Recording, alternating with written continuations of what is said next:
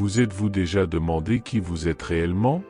Non pas le nom inscrit sur votre carte d'identité, ni le titre professionnel par lequel les autres vous désignent, mais le véritable vous, au plus profond de votre être.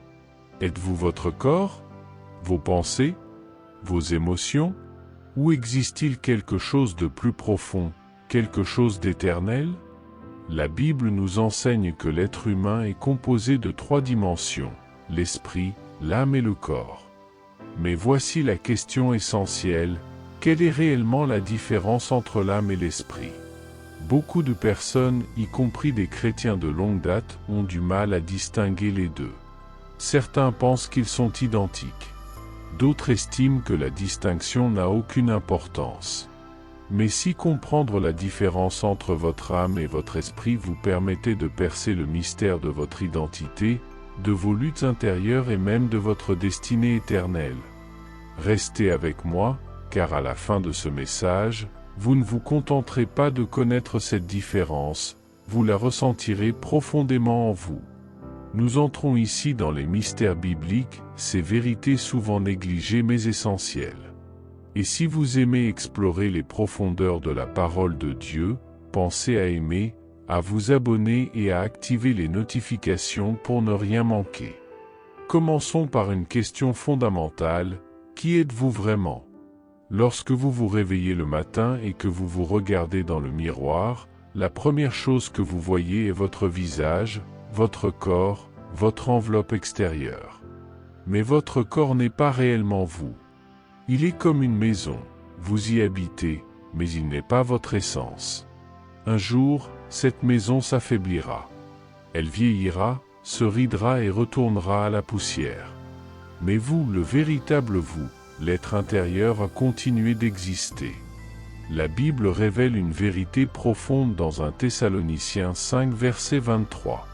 Que tout votre être, l'esprit, l'âme et le corps, soient conservés irréprochables lors de l'avènement de notre Seigneur Jésus-Christ. Remarquez l'ordre, esprit, âme, corps. Vous êtes un être tripartite. Nous comprenons assez bien le corps.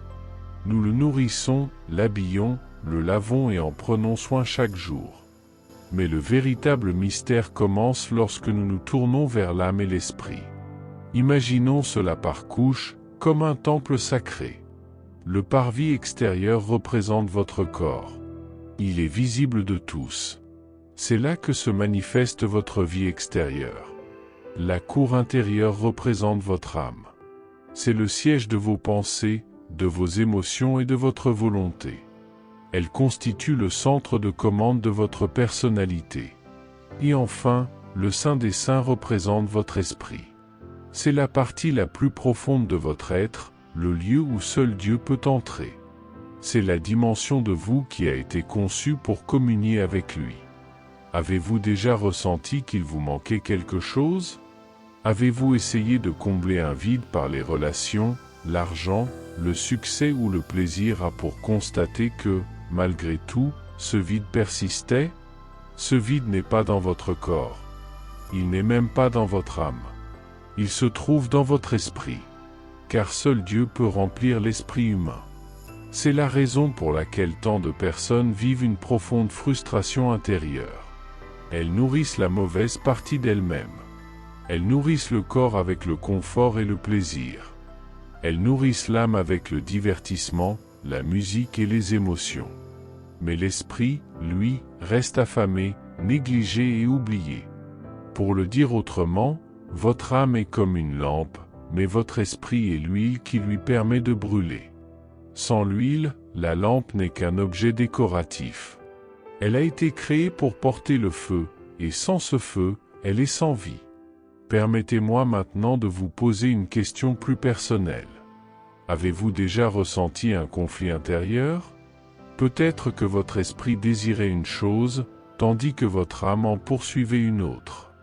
Peut-être saviez-vous ce qui était juste, mais vos émotions vous entraînaient dans la direction opposée.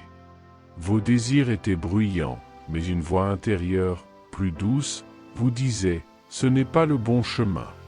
Cette tension, ce combat intérieur, est la lutte entre l'âme et l'esprit. L'âme dit, je pense, je ressens, je choisis. L'esprit dit, je me connecte, je prie, je connais Dieu. Et voici un point fascinant, Hébreux 4 verset 12 déclare. Car la parole de Dieu est vivante et efficace, plus tranchante qu'une épée à deux tranchants, elle pénètre jusqu'à la division de l'âme et de l'esprit. Pourquoi la Bible affirme-t-elle que seule la parole de Dieu peut séparer l'âme et l'esprit? Parce qu'ils sont extrêmement proches, profondément imbriqués. Si entremêlés qu'il est presque impossible de discerner où l'un s'arrête et où l'autre commence.